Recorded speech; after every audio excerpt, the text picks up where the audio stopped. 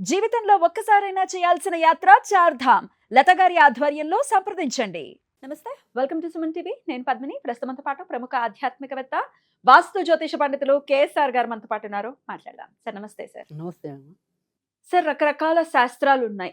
స్వప్న శాస్త్రం ఉంది, తర్వాత ప్రశ్నా శాస్త్రం ఉంది, నిమిత్తం అని చెప్తూ ఉంటారు. అట్లాగే పుట్టుమచ్చల శాస్త్రం కూడా ఖచ్చితంగా ఉంది. అంటే ఏదో యాదృచ్ఛికంగా వచ్చింది కాదు, ఎంతో కొంత దాన్ని అది చెప్తూ ఉంటుంది. చెప్పకనే చెప్పడం అని అంటూ ఉంటారు కదా, అట్లనే పుట్టుమచ్చలు కూడా చెప్తూ ఉంటాయి. ఎందుకంటే చాలా నానుడి ఉంది, నోట్లో మచ్చలు ఉన్న వాళ్ళ జోలికి వెళ్ళదు, వాళ్ళు ఏదంటే అది అయిపోతుంది అని అంటూ ఉంటారు. అరిచేతుల్లో మచ్చలు ఉంటే ధనం వ్యయం ఉంటుంది, ధన వ్యయం లాభం ఉంటుందా? ఉన్న ధనం వ్యయం కూడా అలానే ఉంటుంది. ఇలా మీ- కొన్ని ఉంటాయి. డెఫినెట్ గా మీ అబ్జర్వేషన్ లో మీరు కూడా చదివి ఉన్నారు కాబట్టి చెప్పండి సార్, ఎంతవరకు కరెక్ట్ పుట్టుమచ్చల శాస్త్రం అనేది? అలాగే ఏమిటి, ఎక్కడెక్కడ ఉంటే ఏమైనా అదృష్టకరమైనటువంటి ప్రదేశాలు ఏమైనా ఉంటాయా? మరి ఒకవేళ అది ఇబ్బంది పెట్టే పరిస్థితి ఉంటే దానికి ఏమిటి ప్రత్యామ్నాయాలు? ఇవన్నీ ఒక్కసారి చెప్పండి సార్. రైట్. పుట్టుమచ్చలు మీరు అన్నట్టు రకరకాల శాస్త్రాలు అయితే ఉన్నాయి. ఏవైతే ఇప్పుడు మనం చివరికి ఈవెన్ బల్లి పడితే కూడా దానికి ఒక బలి శాస్త్రం శాస్త్రం అనేది ఉంది, ఉందిగా. స్వప్న శాస్త్రం ఉంది, తర్వాత పుట్టుమచ్చల శాస్త్రం ఉంది, తర్వాత మరి కుక్కుడ శాస్త్రం అని చెప్పి కోడి పుంజ ఆధారంగా కూడా చెప్పడం అనేది ఉంది. ఇలా బోలన్నీ ఉన్నాయి. శాస్త్రాలు అయితే ఉన్నాయి. సో శాస్త్రాల్లో ఎప్పుడైనా సరే అనేకం ఉంటాయి, కానీ దాన్ని మనం పరిశోధనాత్మకంగా ఎంతమందికి చూడాలి. వాటిని అప్లై చేయొచ్చు, ఎంతమందికి అది కాదు అనేది మనం గమనిస్తూ ఉండటం మన యొక్క అబ్జర్వేషన్ బట్టి ఉంటుంది. ఇది పుట్టుమచ్చలు అనేది ఎప్పుడైనా సరే ఒకటి మనం అందరం గుర్తుంచుకోవాల్సింది ఏంటంటే, ప్రాథమికంగా మనం ఎంతో కొంత కష్టపడాలి. కష్టే ఫలి అన్న. ఖచ్చితంగా. సో ఆ కష్టానికి మనకున్న ఒక్కొక్క సోర్సెస్, అంటే మన పుట్టుమచ్చలు కావచ్చు, తర్వాత మరి కలిసి వస్తాయి అంటే అదృష్టాన్ని నేనంటే కొంచెం. అదేమైనా మనకి కొద్దిగా అదృష్టాన్ని ఏమైనా పెంచుతుందా? హ. తర్వాత మనకి ఏదైనప్పటికీ కూడా ఇప్పుడు ఎలాగైతే ఉందో ఈ ముఖ కవలిక శాస్త్రాలు కూడా ఉన్నాయి కదా. సో హస్త సాముద్రికం ఉంది కదా. హస్త సాముద్రికం. సో దాన్ని బట్టి కూడా కొన్ని మనకి ఉపయోగపడతాయి. అంటే కొన్ని అంటే కంటికి కనపట్టగానే కొన్ని నక్షత్రాలు ఉంటాయి, కొన్ని లోపల అక్కడ ఉంటాయి అనుకోండి. అయినా కూడా ఇప్పుడు మన దగ్గర పరీక్షకి క్లయింట్స్ వచ్చాక మనకు కనపడినంత వరకు అక్కడ ఏదైనా సరే వాళ్ళకి మనకు కనపడే చోట ఉన్నాయనుకోండి, అవి కూడా ఒక బేస్ ఎలిమెంట్ గా చేసుకుంటారా? తీసుకోవచ్చు. Okay, okay. అంటే నేననేది మనకి వచ్చే దాంట్లో అదేమైనా సరిపోతుందా లేదా అని. అవును. మనం బేరీజ్ వేసుకోవడానికి మనం ఉపయోగపడుతుందా? ఒక రూల్ పెట్టుకున్నాం మ్మ్. అనుకోండి. సో బుధుడు ఇక్కడ ఉన్నాడు కాబట్టి ఈడు ధనవంతుడు అని అనుకోకుండా ఆ ధనానికి ఉపయోగపడే చోట మచ్చలు ఉన్నాయనుకోండి, అప్పుడు నాకు కొద్దిగా ఈజీ కదా. సో నేననేది ఏంటంటే, ఆ రకంగా సమన్వయం అనేది ఉన్నప్పుడు మనకి ఎక్కువ ఉపయోగం ఉంటుంది.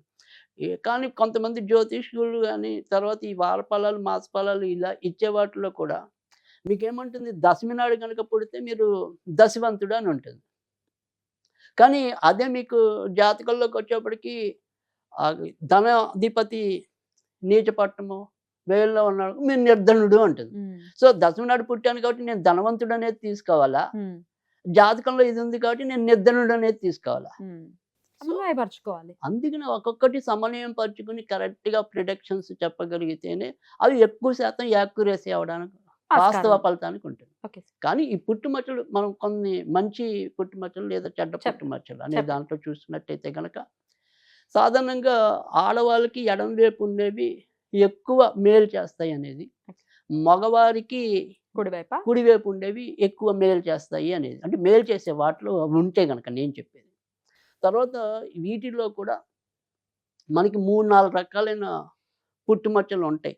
అంటే కొన్ని నలుపులో ఉండే పుట్టుమచ్చలు ఉంటాయి, కొన్ని ఏమో ఎర్ర పుట్టుమచ్చలు పింక్ ఉంటాయి, షేడ్ లో ఉంటాయి.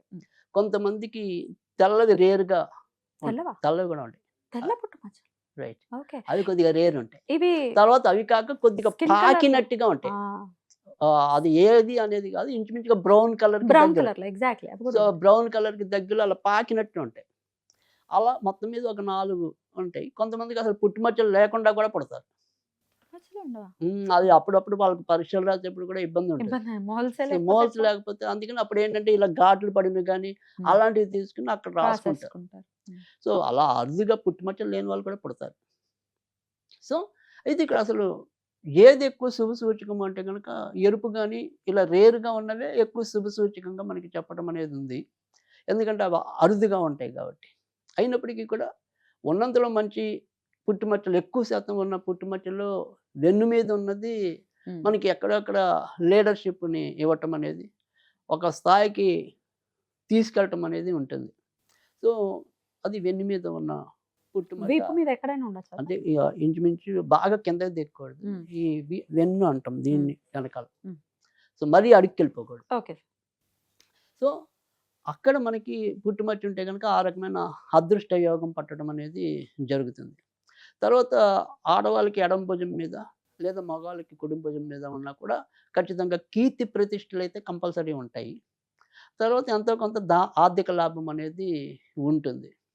తర్వాత వచ్చేప్పటికి ఏంటంటే ఈ గడ్డం మీద పుట్టు మచ్చ అనేది ఎవరికి ఉన్నప్పటికీ కూడా వాళ్ళు ఏ స్థాయిలో ఉన్నప్పటికీ కూడా, అంటే పేదరికంలో ఉన్నా లేదా ధనవంతులుగా ఉన్నా ఖచ్చితంగా ఆకర్షణ శక్తి అనేది ఉంటుందా? అధికంగా ఉండటం అనేది ఉంటుంది.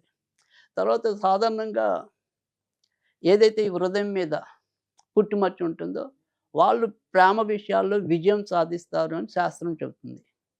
తర్వాత బాగా మనకి కలిసొచ్చే పుట్టుమచ్చల్లో ఈ యొక్క తొడల మీద గనక పుట్టుమచ్చ ఉంటే గనక వాళ్ళకి కూడా ఆర్థికంగా మంచి జరగటం అనేది ఉంటుంది. పాదాల మీద పుట్టుమచ్చ ఉంటే ప్రయాణాలు ఎక్కువ చేయటం అనేది ఉంటుంది అని చెప్పి శాస్త్రం చెప్తుంది. ఈ అరచేతుల పైన గాని, ఈ లోపల గాని అరచేతి లోపల ఉన్నప్పుడు ఖర్చులు ఎక్కువ ఉంటాయి. అరచేతి పైన ఉంటే కొంతవరకు పర్వాలా, మంచిదేనా? మంచిదే.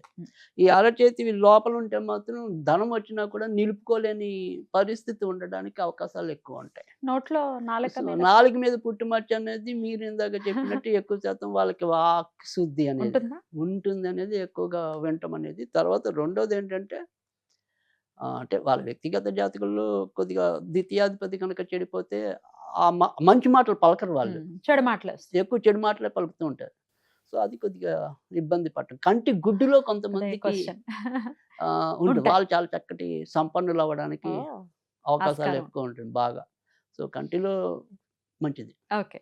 సో తర్వాత ఎక్కడ ఈ గజ్జల్లో పుట్టుమచ్చ ఉన్న వాళ్ళు సాధారణంగా ఆర్థికంగా ఒడిదుడుకులు ఎక్కువ ఎదుర్కోవటం. తర్వాత రెండోది వచ్చేప్పటికి ఏంటంటే నిర్ధనులు అంటాం కదా, అలా అయ్యే అవకాశాలు కూడా ఎక్కువగా ఉండటం అనేది జరుగుతుంది.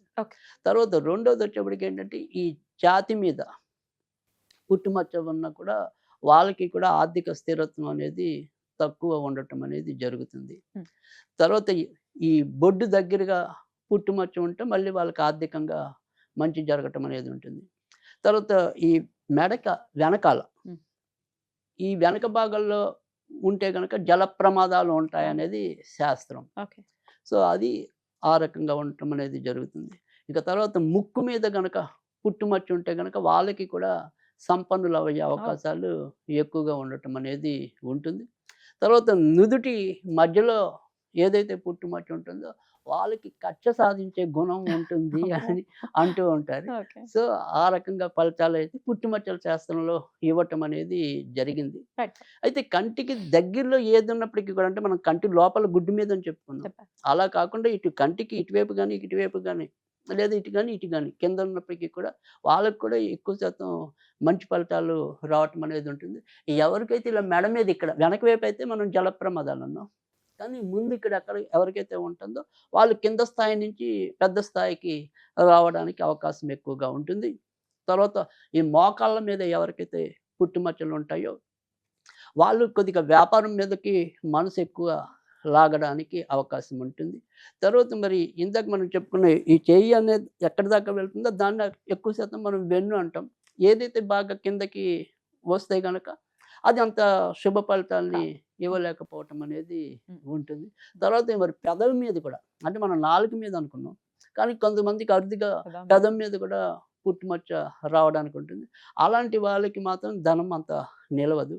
ఎవరికైతే చెవుల మీద ఉంటాయి, చెవుల మీద ఉంటే కనుక వీళ్ళకి కూడా కీర్తి ప్రతిష్టలు ఎక్కువగా ఉంటాయి. చెవులకి ఎక్కడైనా సరే ఉంటే కనుక అవి కీర్తి ప్రతిష్టలు ఎక్కువగా రావడానికి అవకాశం ఉంటుంది. సో ఇవన్నీ నేను అనేది ఏంటంటే ఇలా శాస్త్రం ఏది ఉన్నప్పటికీ కూడా ఓకే, కొంతవరకు మనకి అది ఒక రకమైన కొన్ని కొన్నిటిని నిర్ధారించుకోవడానికి, సమన్వయం వాస్తవం. చేసుకుంటూ వెళ్ళడానికి ఉపయోగపడుతుంది. కానీ భుజం మీద పుట్టుమచ్చ ఉన్న ప్రతి ఒక్కళ్ళకి ధనం ఉందని కాదు. వీపు మీద పుట్టుమచ్చ ఉన్న వాళ్ళందరూ కూడా Right. అని కాదు. బట్ ఇవి కూడా కొంతవరకు మనం పరిశోధనలు మనకి రకరకాల శాస్త్రాలు ఇచ్చారు. Right. ఆ శాస్త్రాలన్నిటిని కూడా మనం ఒక అకలింపు చేసుకుంటూ వెళ్ళినప్పుడు ఇవి కూడా ఎక్కడో ఒక మనకి ఒక సూత్రాన్ని ఇవ్వచ్చు, అద్భుతం సార్. ఫలితాన్ని ఇవ్వచ్చు. Right. సో ఆ రకంగా మరి మనకి గుర్తు అంటే అది ఖచ్చితమో కాదో తెలియదు కానీ ఈవెన్ నందమూరి తారక తారక రామారావుకి రామారావు గారికి వెన్ను మీద ఉండేదని చాలా మంది చెప్పగా విన్నాను నేను. ఆ. సో అలాగే నేను చూశాను ఇద్దరు ముగ్గురిని నా విషయంలో, అంటే నా ఫ్రెండ్స్ కానీ అలా. సో నిజమే. వాళ్ళు కొంతవరకు మరి మంచి స్థితిలోనే ఉన్నారు, ఆయన అంత ముఖ్యమంత్రులు కాకపోయినా. కాకపోయినా సో అది. రైట్. సో అందుకని కొన్ని సార్లు కొన్ని సందర్భాల్లో నిజమని మనం చెప్పుకోవచ్చు. రైట్. చాలా చక్కగా తెలియజేశారు సార్. డెఫినెట్ గా మంచి స్థానంలో ఉన్నాయంటే కొంత పాజిటివిటీ పెరిగే పరిస్థితి ఉంటుంది రైట్. కాబట్టి.